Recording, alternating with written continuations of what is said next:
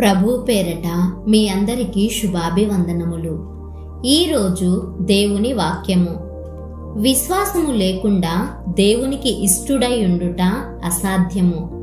దేవుని యొద్దకు వచ్చువాడు ఆయన ఉన్నాడనియు తన్ను వెతకు వారికి ఫలము దయచేయువాడనియు నమ్మవలెను కదా. హెబ్రీయులకు రాసిన పత్రిక 11వ అధ్యాయము 6వ వచనము. ప్రియ సహోదరి సహోదరుడా, మన ప్రార్థనలకు జవాబు పొంది ఆత్మీయంగా మనం ఫలించాలంటే విశ్వాసము అనేది చాలా ముఖ్యమైనది. మనం క్రీస్తుతో ఐక్యపరచబడినప్పుడు, పరిశుద్ధాత్మ నడిపింపుతో ప్రార్థించినప్పుడే మనకు విశ్వాసం అనేది ఉంటుంది. అదేవిధంగా దేవుడు అంటున్నారు, నా యందు మీరును మీ యందు నా మాటలును నిలచియుండిన ఎడల మీకేది ఇష్టమో అడుగుడి, అది మీకు అనుగ్రహింపబడును అని.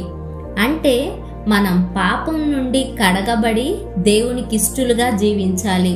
అదేవిధంగా ప్రార్థన చేసేటప్పుడు అడుగుచున్న వాటిని పొందామని నమ్మాలి. అప్పుడు మాత్రమే మనం జవాబులను పొందుకోగలం. చాలా మంది క్రైస్తవులు పనిలో మునిగిపోయి ప్రార్థనకు సమయం లేదని సాకులు చెప్తుంటారు.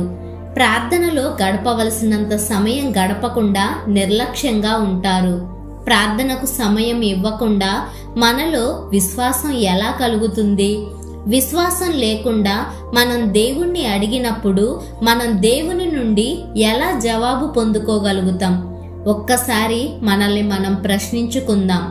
కనుక ప్రతిరోజు దేవునితో సంభాషించుకోవడానికి ఖచ్చితంగా సమయాన్ని కేటాయించి విశ్వాసంతో దేవునికి ఇష్టలుగా జీవిస్తూ దేవుని నుండి జవాబులను పొందుకుందాం.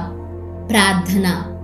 మహాపరిశుద్ధుడైన మా ప్రియ పరలోకపు తండ్రి, మీ ఘనమైన నామాన్ని బట్టి నిండు వందనాలు అయ్యా. మేం మీతో ఐక్యపరచబడినప్పుడే మాకు విశ్వాసం కలుగుతుందని సెలవిచ్చారు.